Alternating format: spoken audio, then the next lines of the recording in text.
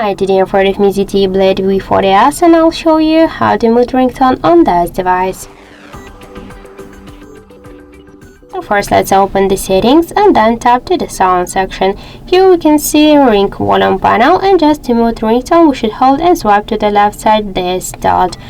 And that's it. Also, I have one more way how we can do that, but first here in default volume button control you should select ringtone volume, and after that just let's unmute this volume panel, and just by press to the down volume button we also just mute the ringtone volume. So let's just check it. So this is the ringtone volume panel, and also we can make it by the third way, just by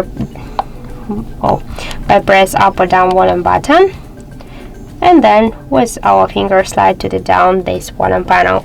So that's it. Thank you for watching, and if you find this video helpful, don't forget to leave a like, comment and to subscribe our channel.